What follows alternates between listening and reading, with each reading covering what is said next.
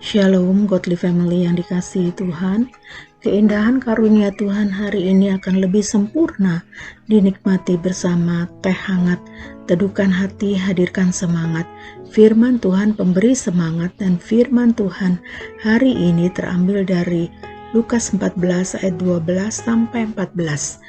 Ayat 12 mengatakan, "Dan Yesus berkata juga kepada orang yang mengundang dia, apabila engkau mengadakan perjamuan siang atau perjamuan malam, janganlah engkau mengundang sahabat-sahabatmu, atau saudara-saudaramu, atau kaum keluargamu, atau tetangga-tetanggamu yang kaya, karena mereka akan membalasnya dengan mengundang engkau pula, dan dengan demikian engkau mendapat balasnya."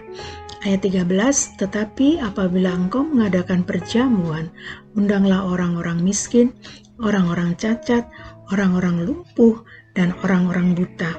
Ayat 14, "Dan engkau akan berbahagia, karena mereka tidak mempunyai apa-apa untuk membalasnya kepadamu, sebab engkau akan mendapat balasnya pada hari kebangkitan orang-orang benar." Demikianlah firman Tuhan. Godly Family yang dikasihi Tuhan, kisah ini bermula ketika pada suatu hari Sabat, Yesus datang ke rumah salah seorang pemimpin dari orang-orang Farisi untuk makan di situ. Dan Tuhan juga mengecam kebiasaan yang mementingkan diri sendiri, yakni menghibur hanya untuk orang-orang yang dapat mengadakan pesta yang sama. Tuhan ingin tuan rumahnya melihat bahwa kekayaan yang dimiliki itu merupakan kesempatan untuk menolong orang-orang yang cacat dan tidak berdaya. Pada kenyataannya, masih banyak ditemukan orang-orang yang selalu membeda-bedakan, merasa nyaman dengan yang selevel, merasa nyaman dengan yang kaya, dan sulit untuk menerima orang-orang yang lebih rendah, sulit bergaul dengan mereka yang miskin dan yang dipandang tidak selevel dengannya. Godly Family yang dikasihi Tuhan, kerajaan Allah bukan hanya terdiri dari orang-orang kaya saja, juga bukan perkumpulan para sahabat. Ketika kita mengundang orang-orang yang selevel, kita berharap bahwa mereka juga akan melakukan hal yang sama seperti yang kita lakukan. Namun, pandangan Tuhan berbeda. Tuhan menghendaki ketika kita mengadakan perjamuan, maka hendaklah kita mengundang orang-orang cacat, orang-orang lumpuh, dan orang-orang buta. Apa maksudnya?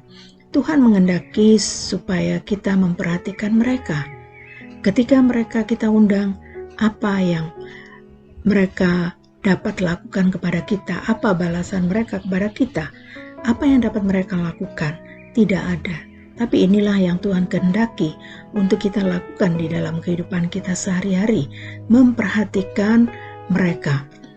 Justru ketika kita memperhatikan mereka, Tuhan berkata kepada kita bahwa kita adalah orang-orang yang berbahagia, sekalipun mereka tidak dapat membalasnya, tidak dapat melakukan apa-apa kepada kita, namun Tuhan yang akan membalasnya.